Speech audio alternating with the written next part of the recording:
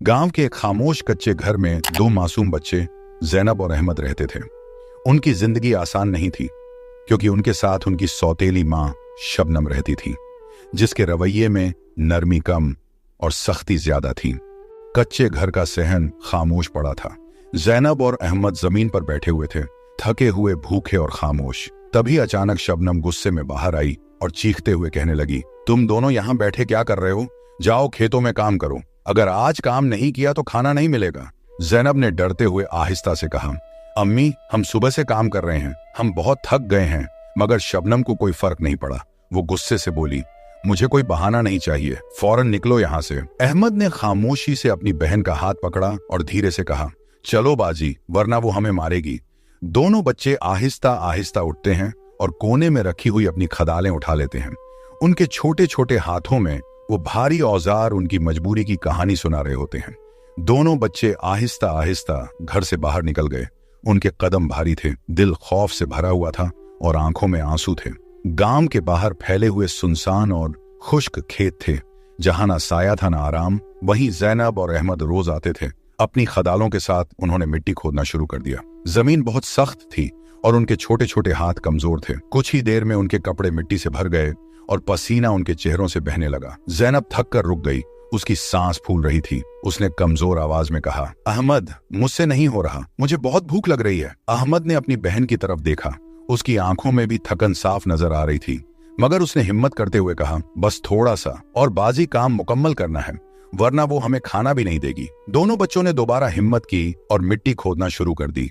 वक्त गुजरता गया और सूरज ढलने लगा, मगर उनकी मेहनत खत्म ना हुई। शाम हुई और वो दोनों थके हारे वापस घर लौट आए, मगर घर पहुंचकर भी उन्हें सुकून न मिला। शबनम ने उन्हें देखते ही कहा, काम पूरा किया है या सारा दिन सुस्ती करते रहे हो? वो दोनों खामोश खड़े रहे। सर झुकाए शबनम ने गुस्से से उन्हें सिर्फ एक एक सूखी रोटी दे दी। ना सब्जी ना पानी। ठीक से उन्होंने खामोशी से वही सूखी रोटी खा ली।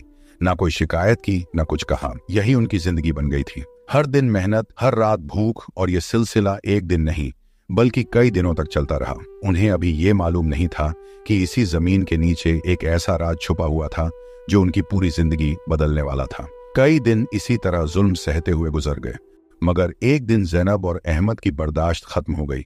उस दिन भी शबनम ने उन्हें बिना वजह डांटा और खाना देने से इनकार कर दिया। वो दोनों खामोशी से एक कोने में बैठ गए। जैनब की आंखों में आंसू थे। उसने आहिस्ता से कहा, अहमद, हम कब तक ये सब बर्दाश्त करेंगे? अहमद ने कुछ देर खामोश रहने के बाद कहा, बाजी, यहाँ रहने से बेहतर है हम कहीं और चले जाएं। जैनब ने हैरानी से उसकी तरफ देखा। कहाँ जाएंगे हम? अहमद ने आहिस्ता से जवाब दिया, कहीं भी, बस यहाँ से दूर। दोनों कुछ देर खामोश रहे और फिर उन्होंने दिल ही दिल में एक बड़ा फैसला कर लिया। अगली सुबह जब सूरज निकला, शबनम ने हमेशा की तरह गुस्से में आवाज दी, जल्दी उठो और फौरन खेतों में जाओ। जैनब और अहमद खामोशी से उठ गए। उन्होंने अपनी खदालें उठाईं और घर से बाहर निकल गए, मगर उस दिन वो खेतों की तरफ नहीं गए। उन्होंने रास्ता बदल लिया और आहिस्ता आहिस्ता गांव से दूर जाने लगे। उनके कदम डरे हुए थे, मगर दिल में एक उम्मीद भी थी। जैनब ने आहिस्ता से पूछा, अहमद, हम कहाँ जा रहे हैं? अहमद ने बिना रुके जवाब दिया, बाजी, अब हम वापस नहीं जाएंगे। वो चलते रहे यहाँ तक कि गांव खत्म हो गया और उनके सामने एक घना जंगल शुरू हो गया। वहीं उन्होंने रुकने का फैसला किया। वो दोनों आहिस्ता आहिस्ता आगे बढ़ते रहे, भूख से निढाल और थकन से चूर। काफी देर चलने के बाद अचानक उनकी नजर एक पुरानी झोंपड़ी पर पड़ी।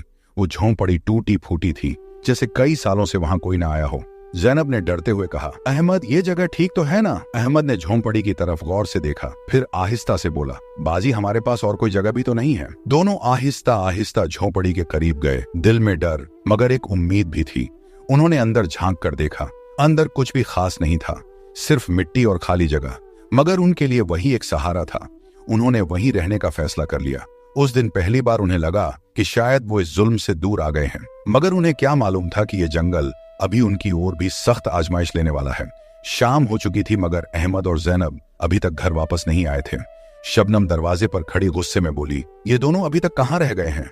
वो तेजी से घर से बाहर निकली और पड़ोस में जाकर पूछा, क्या तुमने अहमद और जैनब को देखा है? पड़ोसी ने सीधा जवाब दिया, नहीं, हमें नहीं पता। शबनम एक घर से दूसरे घर गई।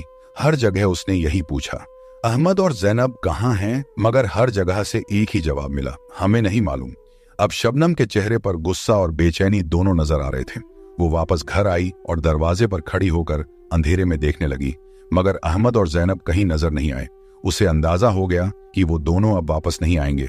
गांव में आहिस्ता आहिस्ता ये बात फैल गई कि अहमद और जैनब कहीं लापता हो गए हैं। चंद आदमी और औरतें एक जगह खड़े बात कर रहे थे।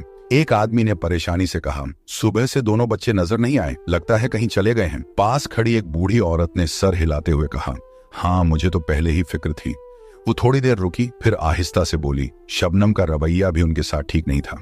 उसने गहरी सांस लेते हुए कहा, सारा दिन उन मासूम बच्चों से खेतों में काम करवाती थी।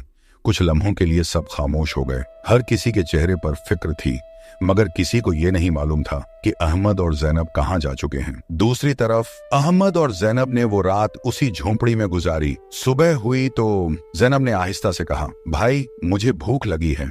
अहमद ने अपनी बहन की तरफ देखा। उसके चेहरे पर कमजोरी साफ नजर आ रही थी। वो खुद भी भूखा था, मगर फिर भी हिम्मत करते हुए बोला, तुम फिक्र ना करो बाजी, मैं कुछ लेकर आता हूँ। ये कहकर अहमद झोंपड़ी से बाहर निकल गया। वो आहिस्ता आहिस्ता जंगल में आगे बढ़ने लगा, हर कदम पर एहतियात और दिल में हल्का सा खौफ।